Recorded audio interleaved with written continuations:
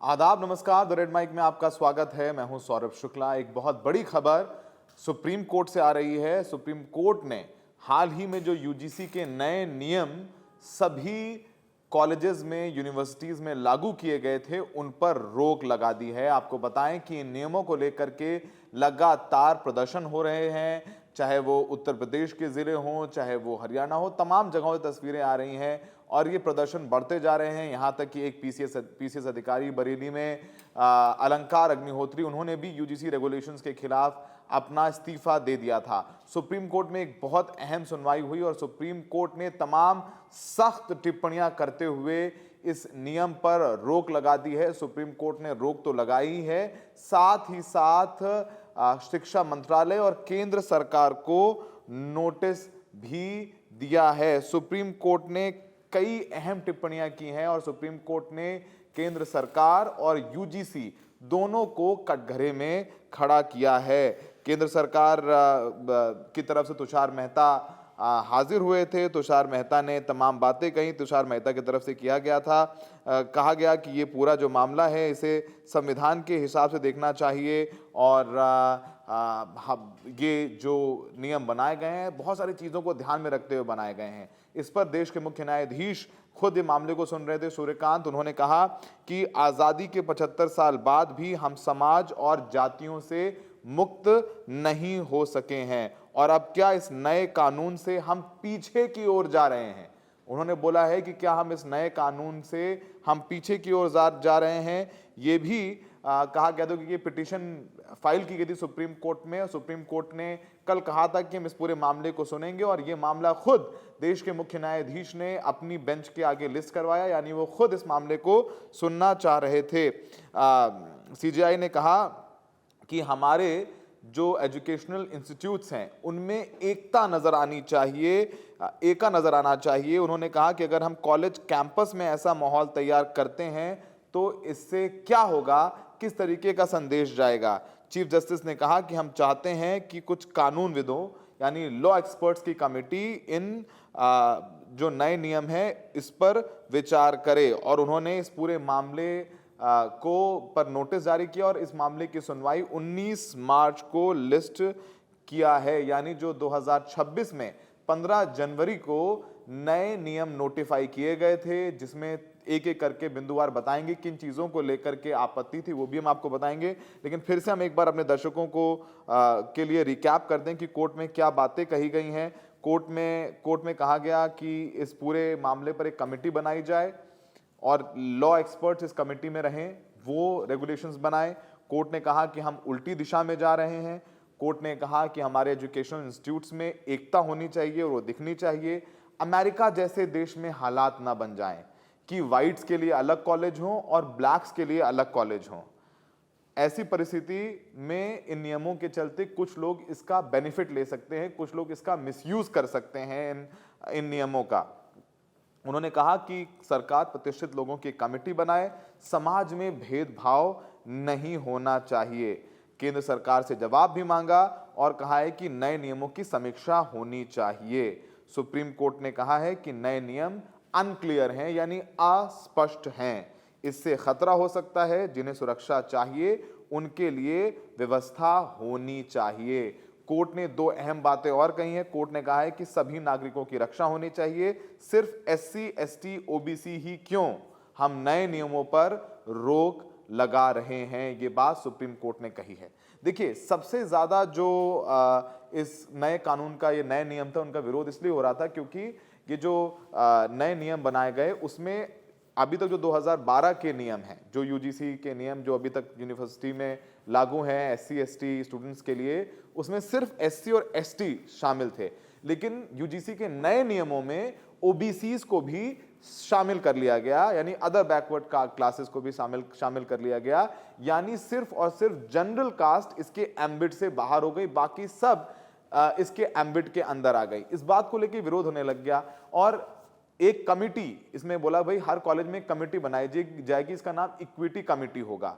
उस कमिटी में mandatory SC सदस्य होगा, एसटी सदस्य होगा, मैंडेटरी ओबीसी सदस्य होगा, विकलांग होगा, महिला होगी। लेकिन जनरल कैटेगरी यानी अपर कास्ट का कोई मेंबर मैंडेटरी नहीं बनाया गया है।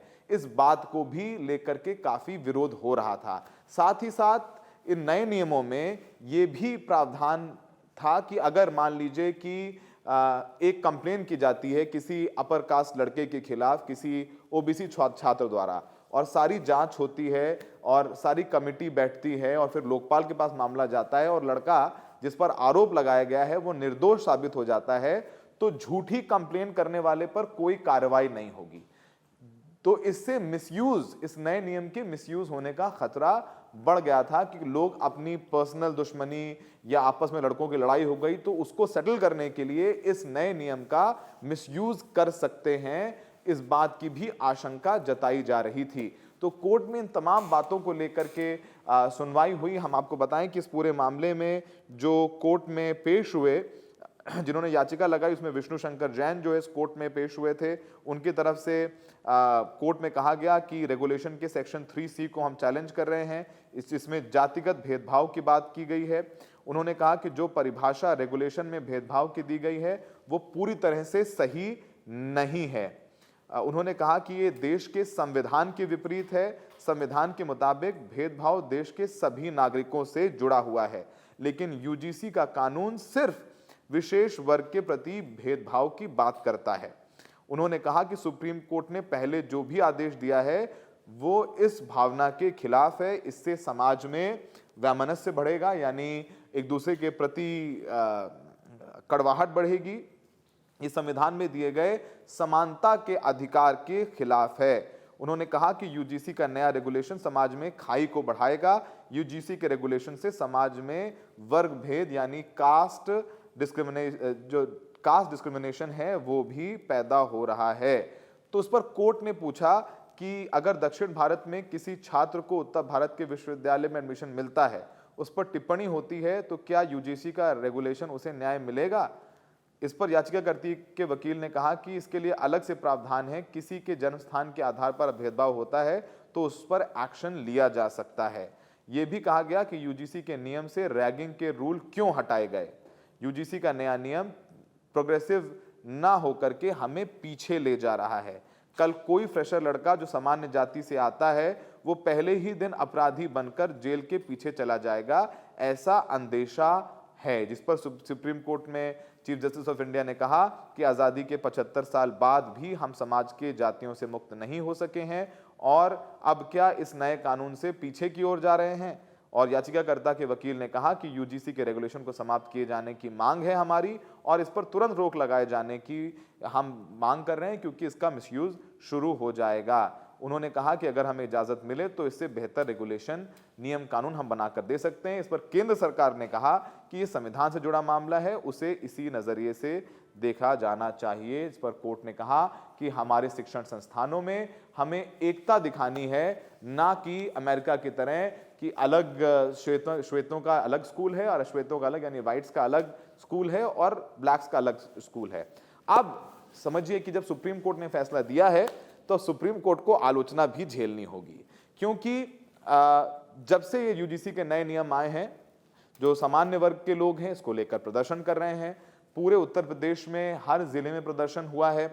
कहीं पर कोई अपने खोपड़ी मुंडवा रहा है, कोई अपनी शिखा दिखा रहा है, कहीं प्रधानमंत्री मोदी को लेकर के कि प्रधानमंत्री तुम्हारी कब्र खोदेगी वगैरह वगैरह नारे लगाए जा रहे हैं। इतनी नाराजगी हो गई कि सीधे प्रधानमंत्री मोदी और मुख्यमंत्री योगी आदित्यनाथ या बाकी जगहों पर जो भी वहां पर मुख्यमंत्री उनके खिलाफ नारेबाजी शुरू हो गई थी। तो ये धीरे धीरे गुस्सा जो है अपर कास्ट से बढ़ता जा रहा था। लेकिन जब अपर कास्ट ये सब नारे लगाता है तो वही पिछड़ी जाति के लोग भी पोलराइज होकर के एक होकर के आ रहे थे कि भाई हमारे पक्ष में पहली बार कोई नियम बना है, आप उसका विरोध कर रहे हैं। हमने सैकड़ों साल आपकी द्वारा जो डिस्क्रिमिनेशन है उसको फेस किया है और आए दिन हर रोज ऐसे मामले सामने आते हैं जिसमें अपर कास्ट किसी पिछड़ी जाति के व्यक्ति के साथ भेदभाव करता हुआ नजर आता है। आए दिन सोशल मीडिया पर वीडियो वायरल होते हैं। कहीं कुछ साल पहले ही जालौर में एक निचली जाति के लड़के ने अपर कास्ट मास्टर के गिलास से पानी, घड़े से पानी पी लिया उसको थप्पड़ मार दिया हेडमास्टर ने, उसका कान का पर्दा फट गया और उसकी मौत हो गई थी। ऐसे बहुत सारे उदाहरण हमारे समाज में हैं जो हर रोज इस डिस्क्रिमिनेशन को लेकर के सामने हमारी आंखों के पटक देते हैं। तो अब ये एक नई तरीके का डिस्कोर्स समाज में शुरू हो गया था, तो इसमें कोई शक नहीं है कि सुप्रीम कोर्ट को भी आलोचना का सामना करना पड़ेगा। और सुप्रीम कोर्ट में पहले भी मुख्य न्यायाधीश जो रहे हैं चंद्रचूड़, वो कह चुके हैं कि ऐसे जब निर्णय दिए जाते हैं तो उसके लिए सुप्रीम कोर्ट के भी कंधे जो है वो चौड़े होने चाहिए ताकि वो क्रिटिसिज्म को ले पाएं। तो फिलहाल हमें लगा कि इस पूरे मामले में आपको जल्द बताना चाहिए कि सुप्रीम कोर्ट ने यूजीसी के नए नियमों पर रोक लगा दी है। अब सवर्ण वर्ग जरूर सुप्रीम कोर्ट का शुक्रिया अदा करेगा, लेकिन उसके काउंटर में सुप्रीम कोर्ट की आलोचना भी होगी। तो ये बात सिर्फ यहीं रुक जाएगी, इसमें हमें शक है। हमें लगता है कि ये मामला और आगे बढ़ने वाला है। लेकिन आप देखेंगे, चाहे वो कांग्रेस हो, चाहे वो समाजवादी पार्टी हो, चाहे वो टीएमसी हो, चाहे वो शिवसेना हो, जितने भी विपक्षी दल हैं उन्होंने इस पूरे मामले पर चुप्पी साधे हुए रखी थी। हाल ही में पार्लियामेंट में अखिलेश यादव से पत्रकारों ने पूछा था कि उत्तर प्रदेश में सवर्ण वर्ग के लोग प्रदर्शन कर रहे हैं इस रेगुलेशन के खिलाफ, तो अखिलेश यादव ने कहा था कि हम चाहते हैं कि किसी के खिलाफ कोई अन्याय ना हो। उन्होंने बिल्कुल एक सधी हुई बात एक लाइन में जवाब दिया। उन्होंने ना यूजीसी के नए नियमों का पक्ष लिया, ना ही विपक्ष में कुछ कहा।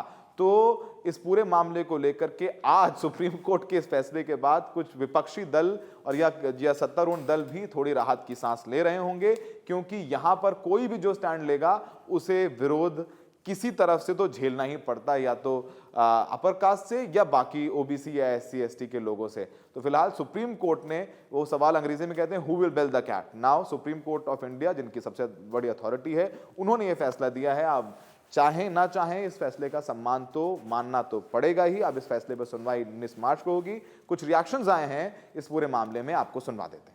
यूजीसी रेगुलेशंस पे रोक लगाई है, जो नए यूजीसी के नियम आए हैं, और सुप्रीम कोर्ट ने अपनी शक्तियों का उपयोग करते हुए अंडर आर्टिकल 142 जो पूर्व के यूजीसी रेगुलेशंस 2012 थे उनको प्रभावी किया है। सुप्रीम कोर्ट ने केंद्र सरकार को नोटिस जारी किया। इस मामले की अगली सुनवाई अब 19 मार्च को होने वाली है।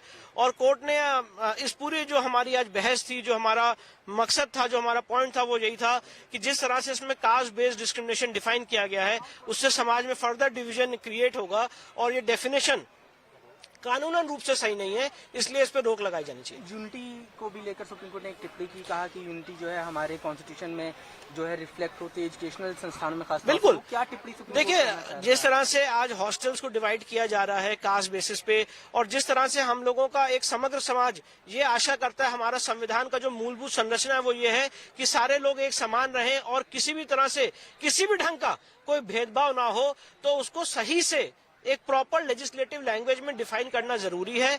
और अगर वो नहीं डिफाइन होगा तो उससे क्या कहते हैं, समाज में फर्दर डिवीजन। अमेरिका का भी उदाहरण दिया सुप्रीम कोर्ट ने, क्या उदाहरण दिया था, क्या कहना चाह रहा था सुप्रीम? नहीं, अभी जो आज कोर्ट का ऑर्डर है मैं वहीं तक आपको ब्रीफिंग कर रहा हूँ।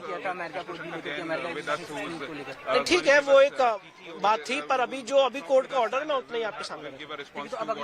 19 मार्च को 19 मार्च को जी बिल्कुल स्टे।